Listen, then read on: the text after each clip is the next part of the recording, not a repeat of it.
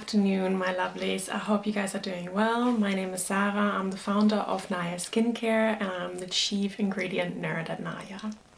You have landed on my YouTube channel because you're interested in finding a skincare routine that suits you and you're interested in ingredients and want to learn more about those, and then you really have landed at the right spot here with me. Today we will be talking about spring skincare. I'm sure you have received tons of newsletters recently about all spring cleaning, spring skincare, so I wanted to sort of shed some light into this and talk you through what to look out for, what to avoid, what maybe not to do and what to do a little bit more of. So let's get started. So officially spring has started on the 20th of March, and like I said, I'm sure you have received tons of newsletters to remind you of that spring has finally sprung, and you can probably feel it as well and see it outside.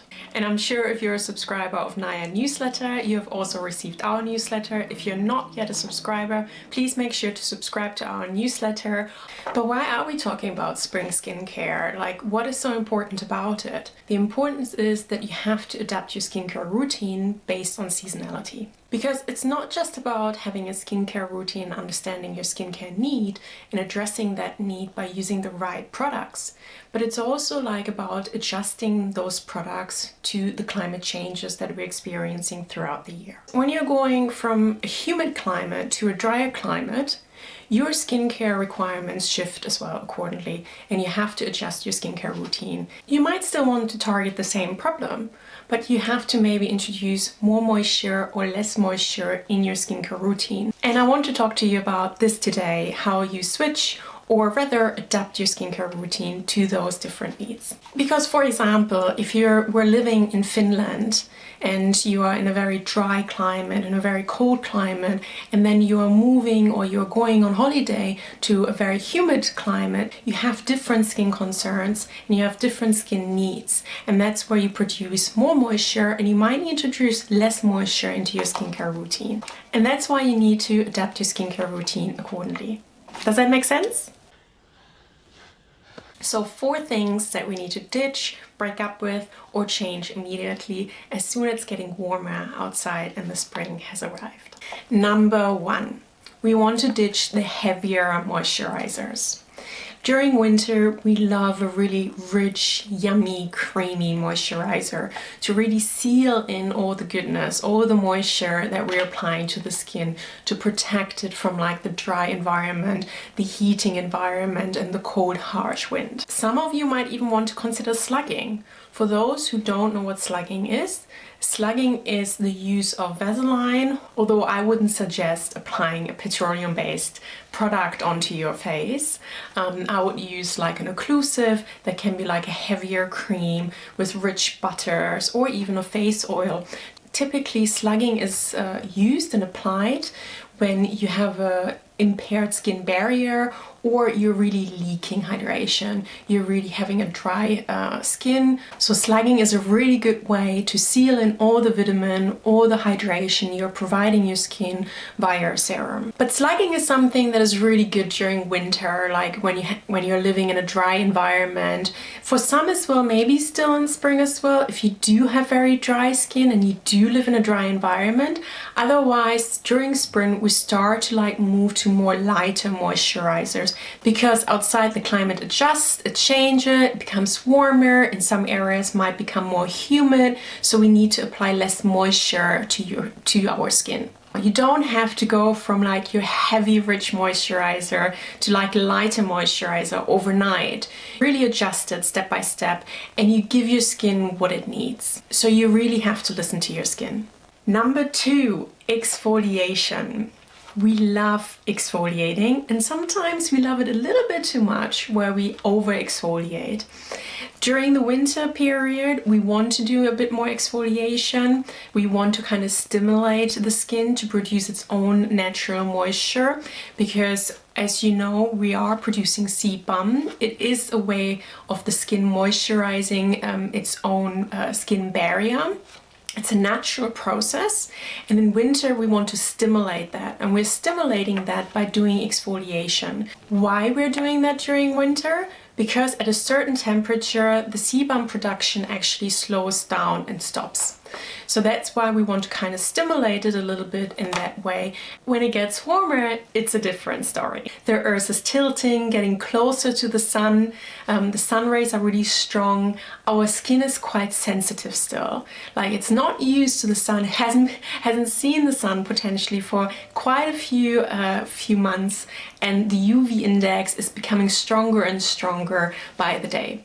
And that's why we want to pare down a little bit with the exfoliation to give the skin that extra protection, but also because the own moisturization process is kicking in.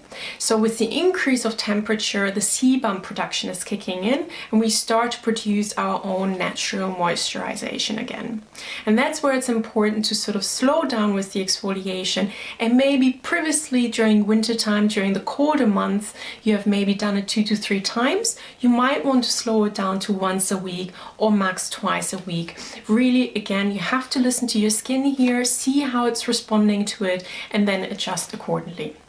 My preference when it comes to exfoliators, a chemical exfoliator. I would steer away from any sort of physical ones that has beads in it. It's just not great for your skin barrier. A chemical one is very gentle, can be very gentle depending on the ingredients as well. If you have any questions, leave a comment below. If you are getting confused and you're like, I don't know how to do it, should I do it once, should I do it twice, I'm very confused now. Particularly if you have sensitive skin, I would suggest you read into skin cycling, and we have a great blog post on our website on this. I will link it below, that where you can read all about skin cycling, what skin cycling is. In a nutshell, it's a skincare routine that really guides you what type of product to use on what day. And the third one is cleansing. What are we washing our faces with and how often? During the colder and drier months, or in a colder and drier environment, again, it really depends on your environment and where you live, you might want to have like a richer, creamier cleanser. You can use an oil cleanser, or you can also use a balm cleanser. I mean, again, it's down to texture preference, and it's down to the feel that you prefer. They work the same and they have very similar ingredients in them, so there is no difference between like an oil cleanser and a balm cleanser. It really comes down, do you want something in a bottle? Do you want something in a jar? Do you want something a bit thicker that turns then into an oil? Or do you just want to have straight away an oil that you apply onto your skin? Yes, there is a lot of brands out there that make you believe there is a difference, but it just comes down to like targeting then for a brand the different groups that are out there, because some prefer a balm texture and some just prefer an oil cleansing texture. That's just it. A lot of people will tell you, ditch the balm, ditch the oil cleanser. When spring is arriving, you have to move to like lighter cleansers now because it's like too heavy and will clog your pores, da-di-da-di-da. But what I will tell you is that you will still need a balm and that you will still need a cleansing oil. So don't ditch it. The reason why you need a cleansing oil, or the reason why you need a balm, is that you can easily remove the SPF that you need to start applying more and more onto your face during the warmer months. But also still the makeup, because I'm assuming you're still going to wear makeup, so it's a really easy way to get water resistant makeup or mascara as well removed. So don't ditch the oil cleansing. You will still need to keep that in your routine. Like once when I was little, there was this lotion from Nivea. It was like a diaper rush cream, and you can put it on any wound, and it was great for like healing wounds as well. And my mom used it on me when I was a baby for like diaper rush, but also later on I was still using it, and it was a staple in our cupboard actually. And when I got into sort of color makeup, I was sort of like going into my mom's sort of cosmetic basket and kind of applied all sorts of different colors on me. And that balm was the best way to really get rid of like any of that mascara. Of course, now I know better because of the ingredients that are in there. I won't use this anymore. So that's why we have our own cleansing oil that we developed. So the cleansing oil really gently removes any SPF. Makeup really easily dissolves as well. It doesn't sting and burn in your eyes, which is really important when it comes to removing mascara, because it's very, very important that every evening you do remove that mascara. And actually the skincare that comes afterwards can really sink into your skin and makes a difference, because if you're leaving the cleansing step out Anything you do afterwards is complete waste of time and money. But what do I do differently? So I actually double cleanse in the evening, but I just use water in the morning. I know.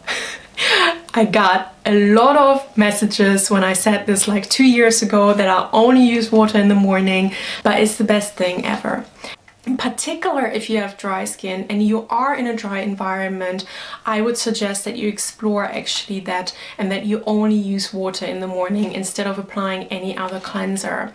The reason being is our skin doesn't like to be washed. Like, it constantly disrupts our microbiomes on the skin, and a healthy skin that is able to recover from it, but it takes time to recover from it, and every time we wash it, we do disrupt the microbiome. So just think when you're sitting in a bath, or when you're taking a shower, or you're going for a swim in a swimming pool. So you can probably maybe max stay in the water like 10 to 15 minutes, depending on the temperature as well, because otherwise you start becoming really, really wrinkly. So that's why I would suggest, like, explore that. Flash of water, essence, serum, day cream, SPF, and out you go. You can even reduce that skincare routine further. You can even just go for a serum, day cream, and SPF, or depending on the environment you're in, you might just need like a serum and an SPF and you're ready to go. So have a go at it, try it out. There's also a blog post on it on our website. I'll link it below, and let me know what you think. If you are having oilier skin, I would still recommend using a balm and oil cleanser to remove all that makeup and to remove all the SPF. So still try that, and then as a second cleanse, you can always use more like of a gel cleanse, that then you kind of remove anything else or any residue that is left behind. So let's start talking about the most obvious one. SPF. I know I preach sunscare for breakfast, lunch and dinner. I mean, for me it's like the same than brushing teeth. I wake up in the morning, I do my teeth, I do my skincare routine, and then I splash on the SPF. But most people just don't have that habit. But as it's getting warmer and the sun is coming closer to the earth, the sun rays are becoming much stronger and the UV index is increasing. It becomes ever so more important that we are using a broad spectrum sunscreen to protect your skin from these strong sun rays. In particular, if your skin has just come out of winter hibernation and is exposed to that warmer and sunnier weather. You have to look at the UV index and understand when you can apply and when you maybe don't need to apply sunscreen on a specific day. The UV index is really a measurement to measure the strength of the radiation that comes from the sun. So in a nutshell, it's the UV radiation that is being measured. There are multiple websites where you can check that for your location. I can link a few below, but if you're just searching like UV index, you'll have a lot of like websites coming up for your specific location where you are, so you can check what the UV index is. Anything from 0 to 3 is quite low and is low risk. So during the winter months, that is where typically the UV index is. When the UV index is 0 to 3, you can probably skip it, but like I said, I do it like you're brushing your teeth. I slap it on and done. Not ingesting it, but applying it. 3 to 5 is moderate, 5 to 7 is high, and then it goes, which becomes a little bit ridiculous. 8 to 10 is very high and 11 is extreme. So in my book, anything moderate to high to very high to extreme, you have to apply a broad spectrum sunscreen. So if you're seeing in your area the UV index going above 3, get that sunscreen out. And I want you to have beautiful and healthy skin for the long run. So healthy skin being of course number 1, but beautiful skin being second. And those two things do go hand in hand a little. Because if you are applying a skincare routine that is addressing a skin concern that you might have of discoloration, uneven tone, hyperpigmentation, then why do all this hard work of applying all these fried products and investing the money if you are not applying then an SPF and undoing all the work you have been done. We don't want to have sun damage. We want to have healthy, we want to have beautiful skin for the long run. I want you to have healthy and beautiful skin all the way to your 90s. We have a sunscreen, an SPF 50. It's light as a feather. You can use it as your day cream actually. You combine it with a serum and then you just apply this. Or some might just want to apply it. It feels beautiful on your skin. You don't feel like you're wearing sunscreen, which is often the case. Yes, it's a chemical sunscreen. It's not a mineral sunscreen, but it's more elegant. Like, it doesn't feel like you're wearing sunscreen. It's a high protection. It actually has SPF 60, but it doesn't feel like it at all. It has a really high UVA protection, which is very uncommon in the industry. And it's also above the German standard.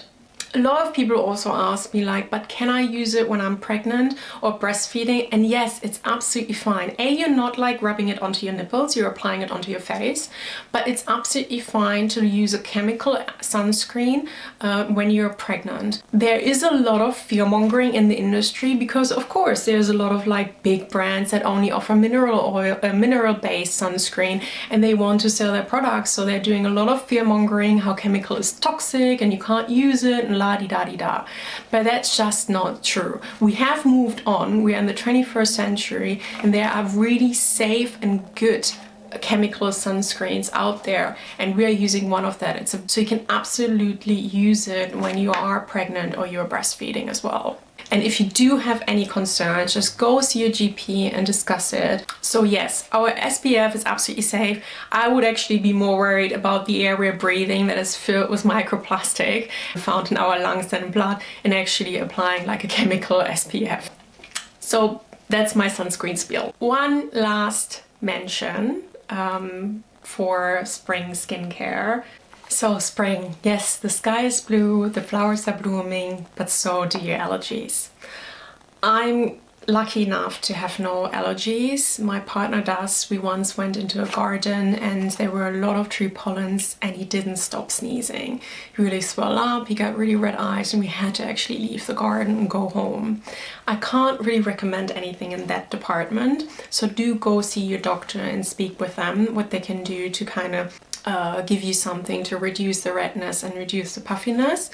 But the good news is that we do launch a product that will help with the puffiness and redness, so do make sure you're subscribing to our newsletter so you'll be the first ones to hear all about it. In the meantime, what you can do as well is you can use Aura Essence and put it in the fridge for a little bit and then apply it. It has a wonderful cooling aspect and it will reduce as well the redness and then as well the swelling that comes with it. If you don't want to like get Aura, you can always use as well a spoon, put it in the fridge or in the freezer, even better, and then you kind of go over those areas that are red and sort of like feeling quite puffy, and that should also do the trick and reduce the puffiness. Last but not least, let's talk about antioxidants. Antioxidants are super important and have to be in your skincare routine, and not just one antioxidant, but a variety of them, because they really help you to reduce inflammation, to prevent any damage, to protect you from those free radicals that cause headache on your skin. So it's super important, and here at Naya we do use a variety of different antioxidants that we are including in each and every single product of ours. Is it a butterfly extract? Is it vitamin E? Is it vitamin B? Is it superoxide dismutase? Or my favorite one, vitamin C. Vitamin C is probably one of the most misunderstood ingredients in the beauty industry, because not each vitamin C is equal and they are not all brightening.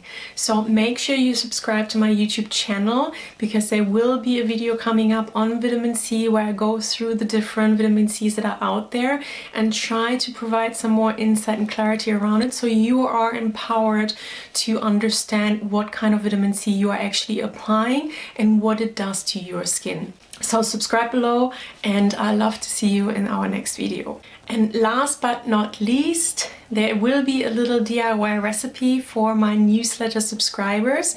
So if you want to receive the DIY recipe as well, make sure you head over to our website, subscribe to our newsletter. I will link it as well below, and I will share a little DIY recipe there. I love it. I always have it with me. It really helps me, and it will help those that get sunburned for not wearing a sunscreen. So it will reduce the redness and the inflammation. It will really nicely cool your skin as well, so it will reduce that redness and then that burning and that stinging feeling when you have a little sunburn on your nose. I even take it with me on the airplane. It really helps as well with the dry air in airplanes, or if you're in a dry environment, using this regularly will also help.